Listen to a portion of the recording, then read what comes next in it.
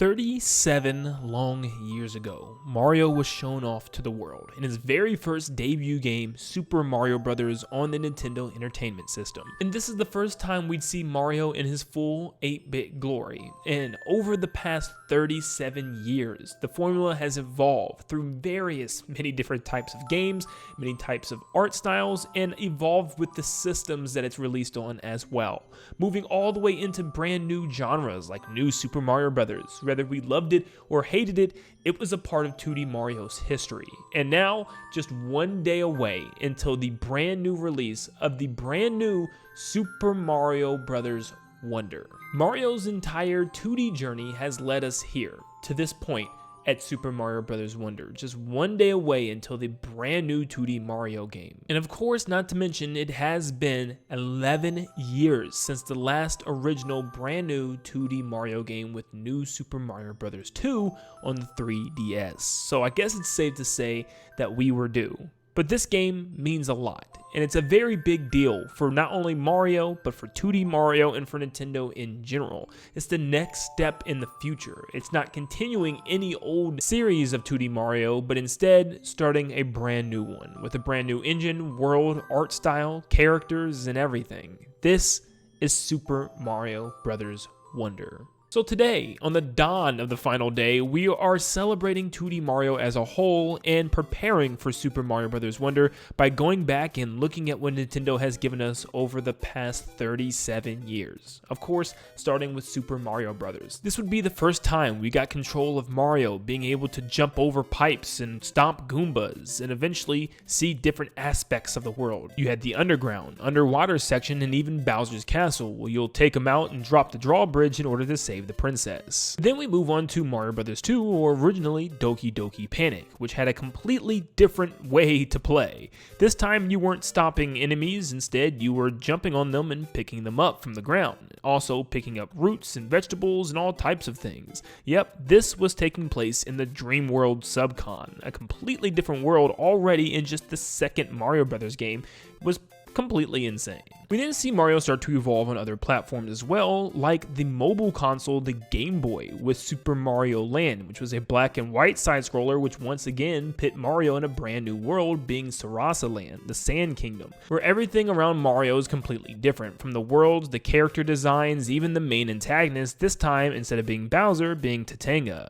Not too long after, we got Mario Bros. 3, which went back to the original Mario Bros. Formula, but instead added so much more. There were so many more worlds and themes to explore. A world that was a lot bigger than normal, a world full of ice and snow, a cloud world. It just kept adding, including brand new power-ups as well, giving Mario frog suits, hammer suits, and even a tanuki tail and ears, which allowed him to fly through the air. This game was the epitome and peak of 2D Mario, and still is for a lot of people today. Plus, it did something that was either for the best or for the worst, which was the introduction of the Koopalings, which we would see time and time again in the future, but this, at the time, was a really cool thing to learn about. We would then eventually see a sequel to the Game Boy's Mario Land with Mario Land 2, which essentially was the same game with a new art style, a more zoomed in camera, but still wacky new and returning enemies, and a cool world map this time around, or multiple world maps. Then the final 2D Mario game of this era was released, and the world went crazy for Super Mario World. This was the next evolution, the next step for Mario, and the one that people still hold as the precious gem in the best 2D Mario game of all time. We now enter Dinosaur Land. Yes, Bowser is still the main antagonist, and you'll see a couple of returning enemies, but 90% of everything that you see in this game, worlds, levels, enemies, characters, are brand new. Mario's moveset has never been more fleshed out, with the spin jump and tons of brand new items, including the P-Balloon and the Cape Feather. Mario was at his peak here, and this is where fans got to see its full potential in the 2D space. Not to mention a beautiful world map to traverse and many different segmented levels that lead you into different areas, and also the return of the Koopalings in their segmented castles. This was peak Mario. Oh yeah, and this is where we get our beloved boy Yoshi. But then years later on the revolutionary Nintendo DS, we see something miraculous. It looks like an essentially remake of the original Super Mario Bros. Titled New Super Mario Bros. With larger than life worlds and beautiful colors popping and a beautiful background that followed Mario as he moved. This was insane. I mean, seriously, even adding brand new power-ups like the Mega Mushroom and the Mini Mushroom and even the Blue Koopa Shell, there was a lot to be had here, including original boss battles, which we still haven't really seen to this degree, but this game was packed full of content and things to do, with branching paths and all kinds of goodies to explore with. This was Mario Brothers, and it was back on modern consoles. But this new Super Mario Bros. Game would leave us on a path of tons of new Super Mario Bros. Games in our future, including new Super Mario Bros. Wii, which ended up being one of the biggest sellers for Nintendo of all time, as it allowed multiple players to also play with Mario with the Toads and Luigi, which was really cool, including some new power-ups like the propeller suit and the penguin suit. This game was also full of detail. It contained pretty much the same level environments as before, but this time it was able to be played on a home console with the Wii and played with multiple people as well. The Koopalings would also make their big return here, but this game was generally received as a fun experience all around. But this is something that I actually never realized, is that New Super Mario Bros. 2 on the 3DS actually came out the same year as New Super Mario Bros. U on the Wii U, just in the summertime, which is a weird thing to do, but sure, I guess. But this was another 3DS game, but it was meant to be, I guess, a sequel of the very first DS game, and meant to be the 2, you know, the second one. Now, was it as good as the first one? Not really. Not really at all. It had a big emphasis on coins, including a golden flower and a way to just break things and collect coins in order to be the biggest coin master of all time.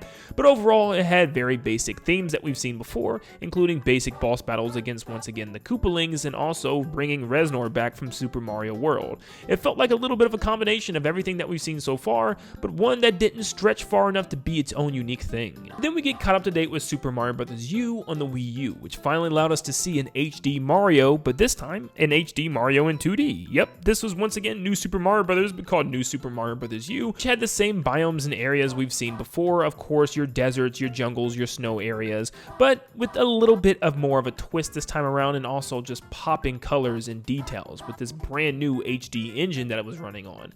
And yes, it had additional things coming out as well, like DLC with New Super Luigi U, and eventually Super Mario Bros. U Deluxe coming out on the Nintendo Switch. But this was still a really hot seller for Nintendo, and it really did push the series forward a little bit, even though it was once again a new Super Mario Bros. Game, and by this time people were getting tired of this series, including the fact that the Koopalings returned once again, and this is where we start to see people start to dread them, as they kept returning as boss battles, and they were overall very easy. But this game also added the addition of the squirrel suit and a couple of other small things, but overall it was still a very big deal, and was used in Mario Maker 2 as a game style along the classic games as well. Now, it does seem like Nintendo doesn't count things like Mario Run or Mario Maker, even though Mario Maker 2 did add a brand new 2D game style, which we never technically had with Mario 3D World, which is originally a 3D Mario game. But yeah, it was added to Mario Maker 2 and just slapped in a 2D perspective, which was pretty cool for a lot of people. I actually thought it was really enjoyable. But besides that, that was our 2D Mario timeline, until 11 years later, we finally got the trailer for Super Mario Bros. Wonder. Onward and upward.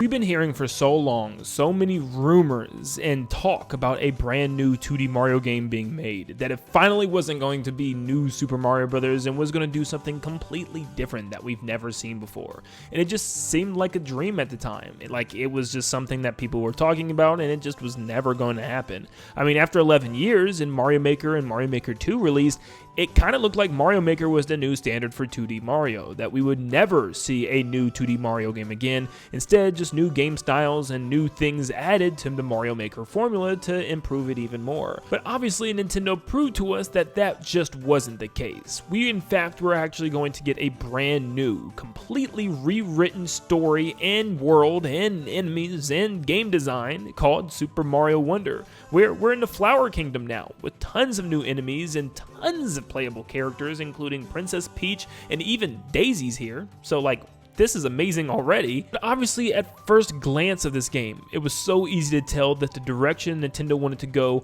was somewhere completely different. Like back in the day, the first time we saw Mario Bros. 2, Mario Bros. 3, or even the giant evolutionary step of Super Mario World. The first time we saw new Super Mario Bros. On the DS. That is what this game felt like. It felt like it was finally the shift that we've been asking for. The final change, where not only is it unique environments and worlds and enemies, but also fun moment-to-moment gameplay with the addition of badges and tons of characters to play as. Even though most of them play the same, it's still a really great addition that didn't even need to happen in the first place, but it did. And not to mention the brand new effect of the Wonder Flower, that doesn't only change Mario's appearance and obviously the other characters, but also changes the background and the world around Mario, adding such wacky new environments that almost give the dreamlike effect of Super Mario Bros. 2.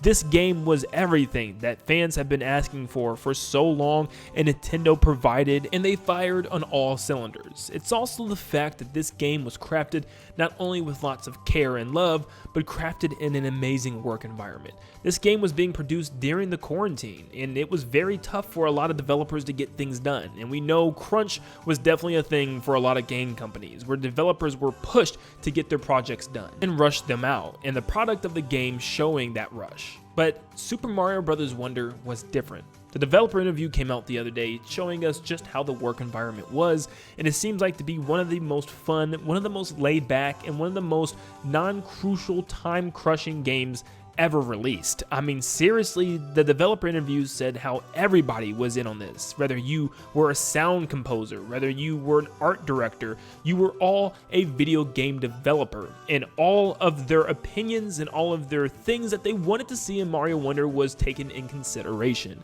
And everybody had a seamless work environment, and it had all the time in the world until release date, because there was none.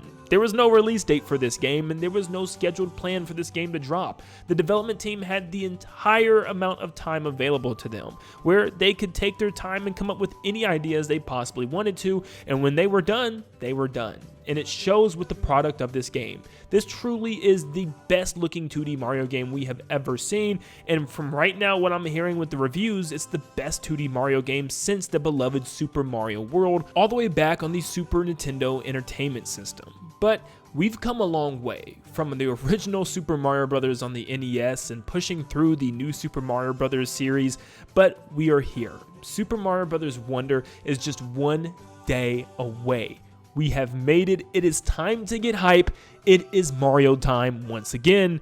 Nintendo did not forget about Mario. Let me know right now in the comments down below, how hype are you? Are you ready to dive into the brand new Flower Kingdom in the world of Super Mario Bros. Wonder? Let me know down below, and thank you so much for tuning in and taking this journey with me as we prepared for this game. It's always fun to look forward to a game, but it's different to prepare for a brand new Mario game. And I'm sure there's even more coming, especially in the 3D route, but that's for another time. Let's all get excited, let's jump on the hype train, and if you're really excited about Mario Wonder, make sure you stop what you're doing real quick and leave a like and subscribe, because it's about to be Mario Wonder crazy. And if you're excited to see all the little details and nooks and crannies of this game, make sure that you're following, make sure you have notifications turned on, because it's time, guys. One more day, I will see you all in the Flower Kingdom. See you guys.